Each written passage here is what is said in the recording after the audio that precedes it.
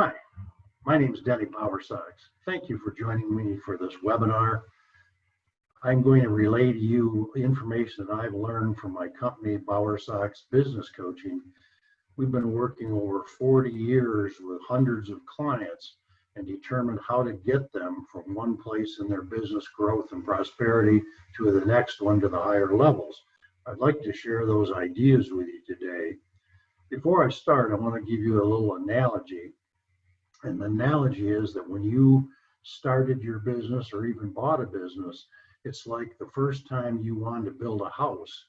Obviously, if you were going to build a house and you hadn't built one before, you're going to find that there are some skills that you probably lack, some knowledge you lack, and obviously you had very little experience. When it came to your business startup, the same thing happened. You had very little experience in running a profitable business. You probably lacked some skills and could have used some more education or knowledge how to start that right. And then you dove in. And my analogy is that if you were to build a house, the first thing you do is put down the foundation and the footings. And if you didn't really have the skills to do that and the knowledge and so on, probably your footings have some weak spots in the cement. And what that can cause, if you really made some mistakes, that house would never hold up and eventually crash. If you made minor mistakes and had minor, what I call weak spots, you might have got building level one, but when you went to add on or grow that building, then you were stuck in a job because every time you turned around, you had to rewire, replumb, do something else to the building. So you never really built the building to what the extent you wanted it. You actually ended up trapping yourself in a job. And that's the same thing with business startups, with the foundations that I'll talk about in a minute. If you have any weak spots, you're heading for one of three paths. I'd like to go through these with you and tell you how to correct those and go from there.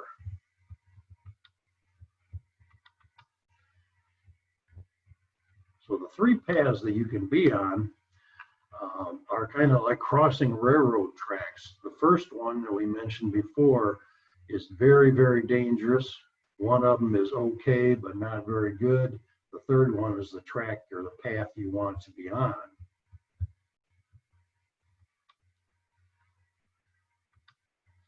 First path is what I call the cliff's edge. If you look at any national statistics, this is one of the reasons I got into coaching and training business owners years and years ago, because I had created 6 profitable businesses myself, and I was helping other entrepreneurs. And I always hated the fact, and that fact hasn't changed over the years, that 80% of businesses that start will fail within the first 5 years. Hopefully that's not the position you're in, and you can change that is the good news. Path number 2 is the ones that make it past the 5 years. The problem they have is they have weak spots in their foundation to the point where they keep fighting and fighting, and all of a sudden they keep trying to grow the business and they become stuck in a job. They end up having little personal freedom, which is one of the reasons that most people get into business. They have a mediocre income. Last year in America, the average entrepreneur took home, and this is before taxes, about $24 an hour because of the hours they work. And my question always is it worth $24 an hour to work all the hours you work, have little freedom, don't get to take vacations, have a lot of stress, don't have recreation time, and so you've really created a job for yourself. And again there, how many of you watching this today really feel that that's where you are, as you have created a job? Path 3 is obviously the one that only 7% of businesses that start in America end up. This is where you want to go. You are building a thriving, owner-independent, high-income, and low-stress business. Those are the components that tell you, I've made it, this is where I'm at, and I've also created something of value. So let's look at what holds businesses back. And as I go through this, take a minute to reflect on where you are in these areas and see where your weak spots are in your foundation. And these obviously are the 5 foundations on a business. First one is financial management. I have found over the years that most small business owners only operate within about 3, maybe 4 of the financial tools available, and the other 4 or 5 that they're not using, every day they're losing profit because they don't use those other financial tools. And if you just knew what they were, had some experience using those, it would be change your business, because you may be losing $1 a day or $20 a day. I recently called on a contracting business that was a fairly large one, and they asked me the question as a consultant, have you ever owned a cement contracting business, or have you ever worked for one? And I said no. And they said, well, how do you know anything about our business? Well, there's a lot about a business in finance, sales, marketing, human resource operations, and leadership that really doesn't have to do with the exact products or services you're providing. But I found them, after I looked at their financial statements compared to national financial statements with similar companies, that they had left about $43,000 on the table the last couple of years. So they did hire me, and within a very short time, we removed the losses or the leaks in their financial management system. As far as sales go, you may be the salesman for your company. You may have hired a salesman that wasn't professionally trained. So what's happening there is your sales conversion rates are low, and you really don't have anything to test against that unless you're using sales plans and tools. And what happens then is your customer service people are not good at looking for opportunities and closing sales also. And so your conversion rates are low, and you're losing sales every day and spending a lot of money on your sales force or your time if you're not professionally trained in sales. I had a company one time that didn't have a sales marketing plan. They were at 20 million, but the last 3 or 4 years, they were still around 20 million. And then their sales started to slip, and the owner was getting real worried about where's this business going. And so what we did after just a few months is set up a marketing plan, got his salespeople really on track with today's modern question answering consultative sales style. And all of a sudden their closure rates were going way up. You also have problems in the marketing area if you don't have a marketing plan, because you're wasting a lot of time and money with a shotgun approach. You also, most companies don't have measurement tools to say, is our marketing working and to what level, so we can tweak the things that are working well and maybe stop paying for the things that aren't working. And with the new internet marketing tools, that even makes it worse for the older companies to tie into what's really going on there. So you do need plans and purpose in your marketing, and have it targeted to the point where you can really control, to a degree, a continuous, consistent income growth. As far as the human resources go, I've worked with a lot of companies that really don't have processes in place. And if you just take the one part of human resource department or of your company in the area of hiring, there's about 6 steps to hiring. Most people don't have plans for any of them. One, in today's market, it's tough, is where do you find new employees? How do you attract new employees? How do you screen employees properly? How do you hire employees the right way? How do you onboard your new employees so they're happy to come to work and stay with you? How do you develop employees to improve their skills, their talent, their knowledge, and their commitment to your company? And then last, what have you got in place to retain your employees? Because it's very costly to have high turnover or lose employees. I recently worked with the people with some of their human resources operations, because they had a lot of people that were not in tune with the company. They just saw themselves as having a job. I'll come to work tomorrow, don't even care if I'm here. I'll do what I have to do to get by, and then I'll go home.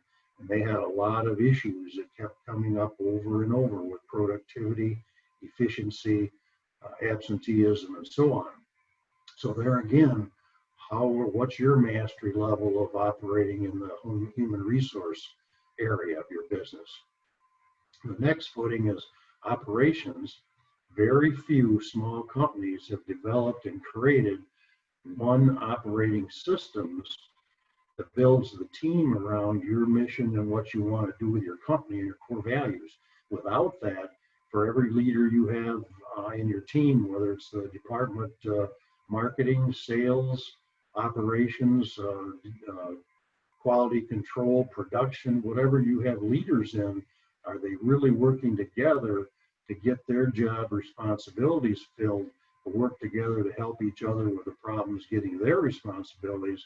And are they really tying into the purpose of the company and the mission of the company, so they help you take the company to a point of growing prosperity and revenue? The next footing that I see weaknesses in is in the leadership area. And I found over the years that most people, if they look at their leadership style as the owner of the business, they lead it by personality and past experience. They really haven't thought about or created a purposeful leadership model that builds the right culture in your company so that people want to come to work, they enjoy coming to work, you're considered their own personal development, that they want personal growth, and then they also want to help you as a company owner to grow and become prosperous in your business model. And so what happens there is you have, if you do that leadership, get that correct and block out some of those weak spots, then you have high retention rates, and that really helps your company progress and be successful. So let's look at your business again from the point of, are you on path 1, wobbling? Are you on path 2, which has created a job for yourself? Or are you on path 3, that's taking your company and building a thriving, successful business? What I see every day when I talk to entrepreneurs, for the first time when I'm doing some of my prospecting calls, I ask them about their emotions about where their company is. And the ones that are fully honest with me have a lot of frustrations. They can't seem to get the business to grow. They've either hit a cap on their income, or they don't see any correlation between what they do in sales and marketing and what brings in more business. They're losing a lot of opportunities. They don't know they're losing, and they're losing customers, and they don't really know why they're losing those customers. And they don't know where their next revenue sales are going to come from, and how to sell their current customers more frequently, so their business keeps eating a bigger piece of the pie of their market. Second thing they feel is a lot of stress because they are operating day to day. The owner has to handle most of the challenges of the day, and those are reoccurring challenges. They just keep reoccurring over and over because they haven't worked on the future of their business. They haven't worked on the business itself. They're so tied down with the day-to-day, get the stuff on the truck, get the service people over here. Somebody didn't show up, that customer's mad, the vendor isn't going to give us our product today. So when you operate all day long on that, it's very, very stressful, and you really haven't spent the time on creating the kind of business or path 3 business. The next thing I see is most entrepreneurs, if they're honest, they feel trapped in that they have very little freedom.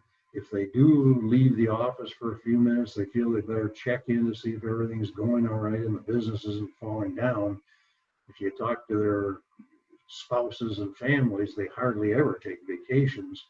And so they're basically trapped day to day. And the worst thing is they feel that the future of that business is totally on their shoulders, which is not a healthy trap. It's kind of like having being on a treadmill.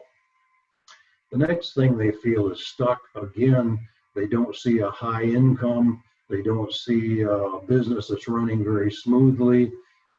They don't create value. If you have a day-to-day job in your own business, what are you going to sell when you decide it's time to retire and you need a nice, healthy income?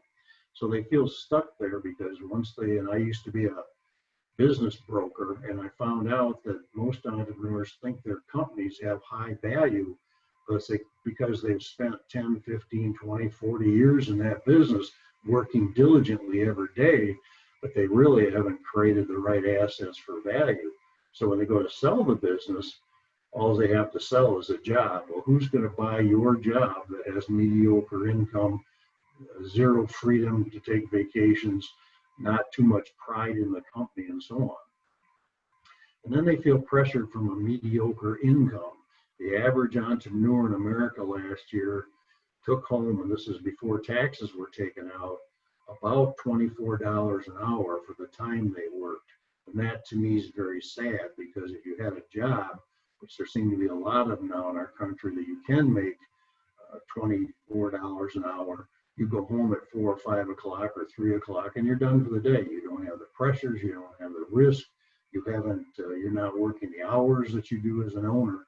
And so I like to see entrepreneurs making a beautiful income to the point where they can live the lifestyle currently they want, but they're also able to put aside enough money so that they will have the kind of lifestyle they want when they do want to or have to get out. The next feeling entrepreneurs is observed in a lot of small business owners on path 1 and 2 is burnout. They're not getting recognized and feel good about the results they're getting year in, year out, and therefore they feel burned out, and on the way to work many days they think, here we go again, and that's not where you want to be. And then the last one is entrepreneurs, and check your own self on this one. You frequently have thoughts of just saying, maybe it's time for me just to get out. The problem with getting out is you have people, for the most part, working for you. You are kind of responsible for their lives and also your family, and where are you going to go to work, or what are you going to do in the future? So let's talk about the fastest way you can get on path number 3. The first one is you needed to add a little bit of knowledge, and again, there is no entrepreneur in the world that is a master at all 5 of those footings. And also, most of your knowledge was gained in things like reading books or looking at YouTube or doing something else. And a lot of times those sources will tell you what to do, but they don't tell you how to do it. So you don't implement those things. So even if you went to a 3-day seminar on a portion of your business, you come back, you probably aren't going to implement very much of that. So you basically wasted some days and wasted a lot of money. And so you really need some new knowledge, but you need to find out where your gaps are in your knowledge first, and then decide, here's what I want to work on. Second thing you can do, and you should do, is to tap into the experiences of experts. In our case, obviously 40 years and hundreds of entrepreneurs we've helped makes a difference. And plus the fact that I mentioned before, I've actually started 6 profitable small companies that I've sold in the past. But these things are experiences that are critical. Otherwise, you're learning by trial and error, and most of your experiences come from just the things you've been through. Are there other more important ways, new approaches, systems, processes that you actually ought to incorporate into your company that you don't even know about, or you know about but you haven't used? There again, a lot of entrepreneurs have a confidant that they use, but it's a spouse or a family member or maybe a friend. If you really analyze the quality of the advice you get for those people, they probably know less about business, and particularly your business, and your personality that wants to tie into your business than you do. Next is you need to develop a few new skills. And there again, if you operate on path number 3, you're spending a lot more of your skills in predicting and adjusting and controlling and planning for your business future, not just handling challenges of the day. You can change your approaches. Every one of those 5 areas, you have options in to change your approaches. And so you need to look at the gaps in your current approaches and say, what is not functioning as efficiently and as productivity-wise as I want? Where am I losing profits? There's a lot of waste and leaks small companies have. So there's a lot of money left on the table every year that if you change some of your approaches, it's easier to find those leaks, plug those leaks, put that money in the bottom line. Then you need to get support. I hear from most of my clients in the smaller companies, they feel like they're running alone, and it's only them that has to survive. And so it's good to hear from other entrepreneurs, and we have set up a membership system I'll explain in a minute that gives you contact with a lot of other entrepreneurs around the country, and you can share the challenges that they have been through, your challenges, what decisions they've made, what approaches they use, what's worked, what hasn't worked. But that support is fun when you can go to work and say, I can pick this phone up, or I can watch this Zoom meeting and be part of a small group to find out that I'm not alone in this. I'm not the only one that's going through this problem. And also, where can I get ideas?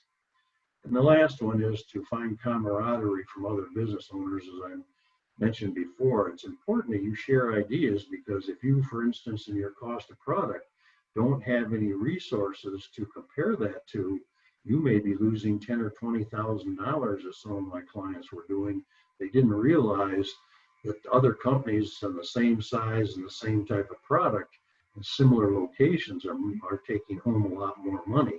Then from there, you can find out, okay, where am I losing money? So if you feel your business is either stuck on path 1 or path 2, maybe you want to look at changing to path 3. The bad news is there's only 7% of businesses in America that ever get to path 3, because they have those weak spots in their foundations, the 5 areas, and therefore that keeps them working on the day-to-day business, and they don't have enough money to hire experts to help, and they also can't find the time to work on anything else.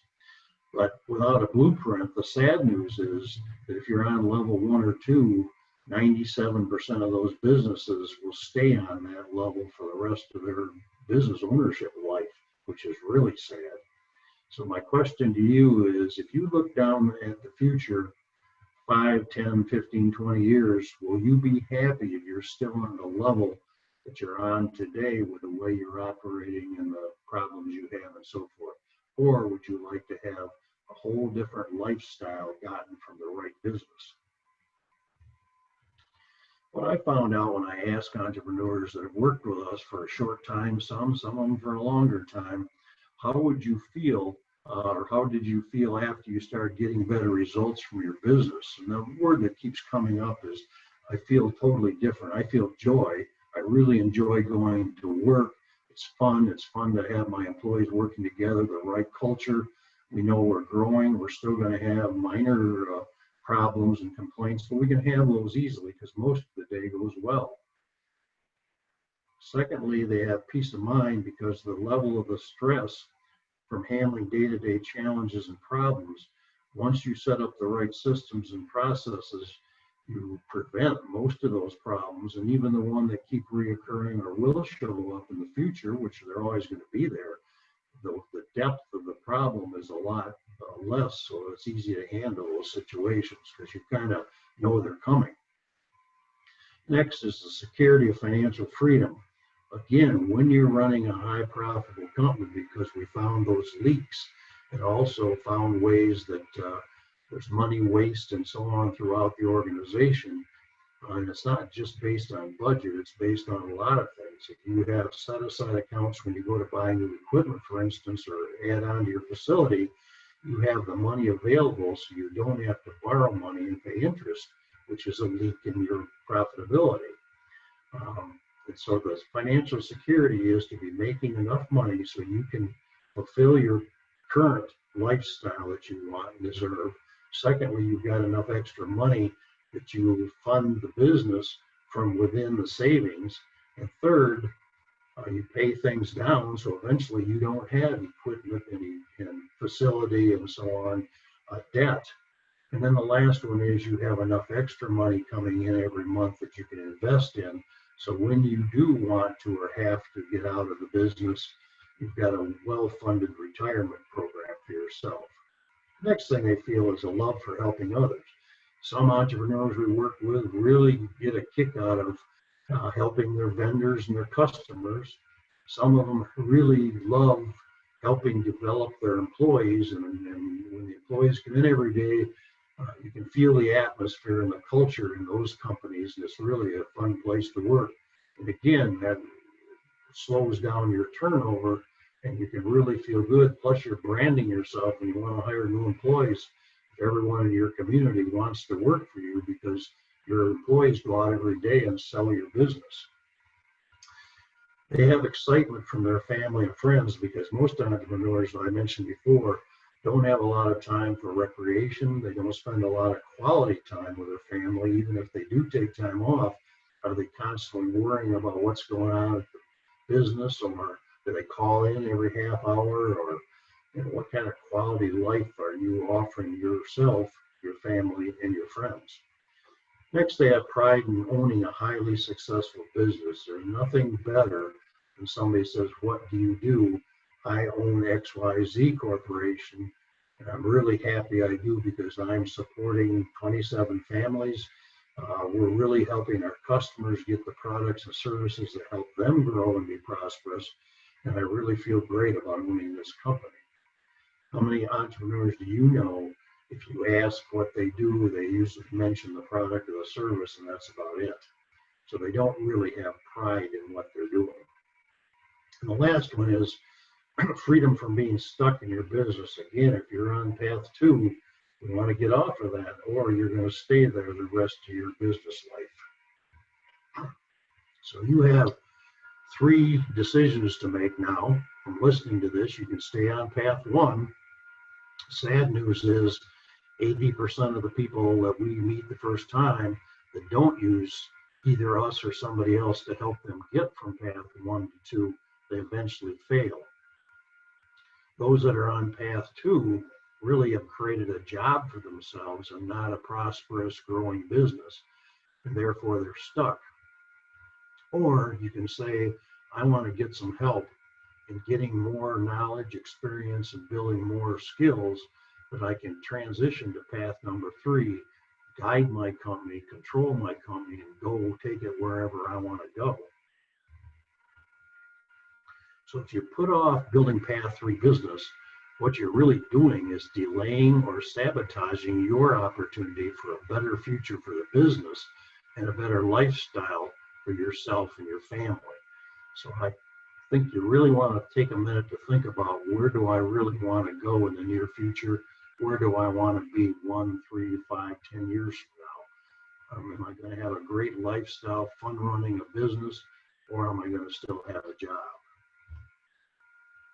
Most entrepreneurs don't get the help they need because they don't have the money to do it, and they don't have the time. As far as the time goes with us, if you start working with us, our clients find out that within about the first 30 days, we help them alter some of their processes and their approaches to the way they're doing. And they can find at least 2 hours a week to delegate to working on their business.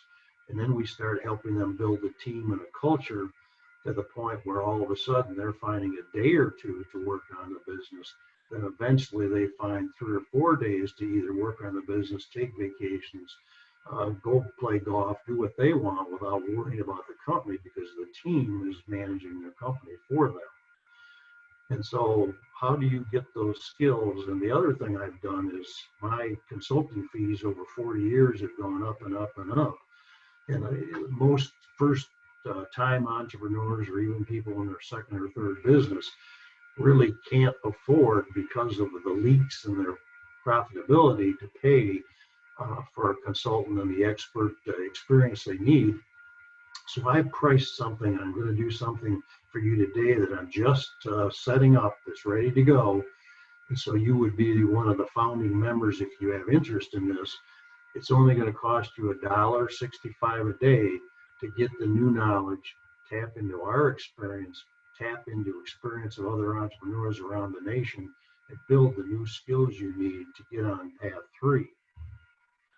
So what do you get for $1.65 a day? We're going to have weekly business success golden nuggets that I write. I have a journal I've kept for 40 years on the techniques and tools and processes that we've worked with our clients, and what's really worked well and what's working well, and of course, keeps current. And so you will get one of those every week. Secondly, we have weekly Q&A sessions by Zoom to give you advice and answers, and you can submit your questions, and I'll be answering those and help people have some other alternatives and give them the advice that they should get from somebody that really is knowledgeable about running a profitable business. Third thing you get is weekly support and camaraderie through business owners discussions, and these will be an hour long and once a week, and you'll get on small groups where you can talk about it. We will give you a theme or an agenda for your group to handle as we come up with the situations and the challenges that our members have.